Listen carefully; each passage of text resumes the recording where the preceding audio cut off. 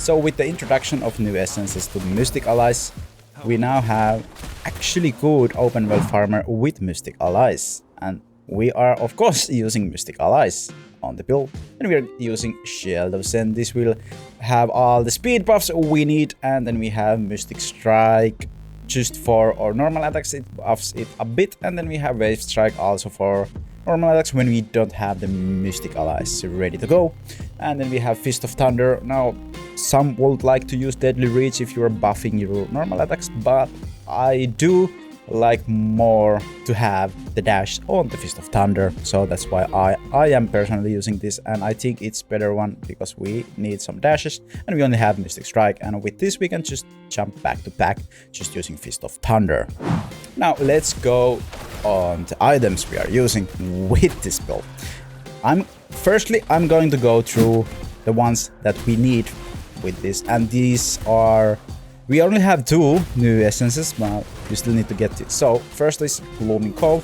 Mystic Allies summons an additional lesser spirit to fight by your side. Now this just adds one little Mystic Ally. It's kind of cute looking, but this will help you. And with this another item we are using, it will make it even better, because Mystic Allies now summons 2 flaming spirits that fight by your side that causes nearby enemies to burn.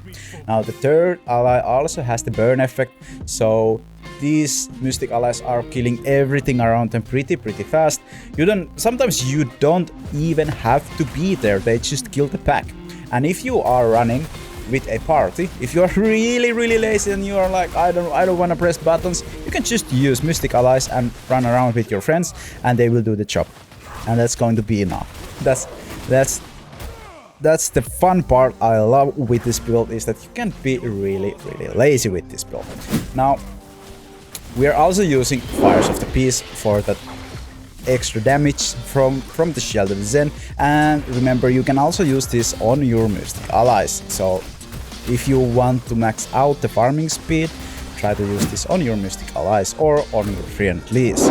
Now we are using the Enlightenment's Blessing with it to get that nice movement speed, 25% movement speed, and this is the biggest reason we are using Shield of Zen, to get that movement speed. Now that we can have 2 main hand weapons, this is really great. Now we are using Companion's Melody too, just to increase the Mystic Allies duration. And now that you can see I have rank 10 over here, this is if you want to have 5-second off time on your Mystic Allies, you will need to have Freedom and Devotion to get that 25% increased duration on your summons, and you need to have Awakened on your pants and on your helmet. If you have it only on your pants, you will have about 7 seconds off time, which is still pretty good, but this is almost mandatory in here. Although if you don't have it and you have, like, let's just say you have rank 10s all over the place, you have 5 stars and you don't want to touch this, I think you still have like 8 to 10 seconds cooldown then, somewhere around there. But this is really great, and it's great that it's only 1 star and it increases the duration. And in here the same thing, we get Mystic Allies cooldown decreased by 10%. So if we get the 30% cooldown reduction, we are getting 5 seconds off cooldown time. Now we are also using Feline Defiance just to get that 30% attack speed for 6.4 seconds for our normal attacks, because we are using Columns of Shiver, which makes your Wave Strike do explosion when you hit enemies. This is really great combo when you don't have the Mystic Allies. This will deal most of your damage, and it's pretty fast to kill the packs with this too, so this alone is pretty good, but when you have your Mystic Allies it's even better. And then we just have Twitching Palm over here, so every first attack will do a bit of damage, so we can just fly around the packs when we have Mystic Allies up. We can just hit once the pack or do 1 string and then move on, because our Mystic Allies just will finish off the targets. And there you have it. These are all the essences we are using with this one. There are one exception. You might want to change this if you do not have those gems and everything I told you about, there is one essence you can use to try to kind of combat the fact that you don't have everything and you don't have the cooldown reductions.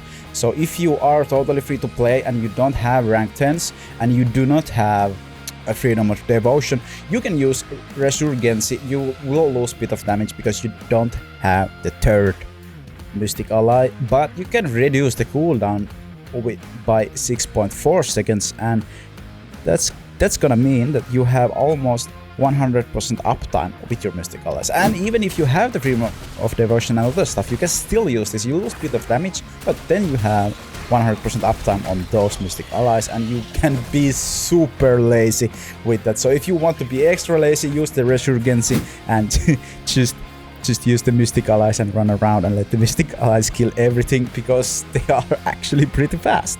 Now, what set items do we use with this build? Well, I'm again falling in love with Vitu's Urge for peace, and I will probably be using this for almost every build. It just makes everything faster, like your skills are faster.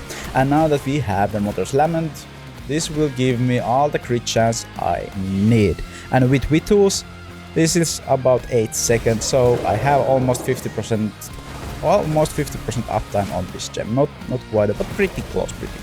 So we are using Vitu's Urge to get that attack speed increase. So we have 60% attack increase after we use Mystic Strike, so we can deal with the normal monster packs really quickly when we do not have the Mystic Allies. And then we of course just have Gloom Goods price that increase our damage when we dash. And now that we have little changes on the Gloom Good, Fires of the Peace will trigger this. So now we have 2 dash skills when this is not even a dash. It is dash if you dash to your Mystic Ally or on party members, but you don't have to. You can just use it on yourself and you will get the buff from Gloom price. So keep that in mind. Now this is all about this build, but I will be posting a free-to-play farm build, which is I'm actually using that myself when I'm not feeling lazy. It's a bit faster than this, but with Mystic Allies you can be a lot lazier, because of course if you're in a party you can just use the Mystic Allies and do nothing else but follow your teammates or try to keep in front of them, so your Mystic Allies will do all the damage for you. So if you want to catch that free-to-play open world farm build, be sure to subscribe and hit that like button too. Also, because of the new essences, I will be doing a dungeon build. I already have a good dungeon build coming, but I will do some testing before I will post that on here. And once again, thank you for watching, and I will catch you on the next one.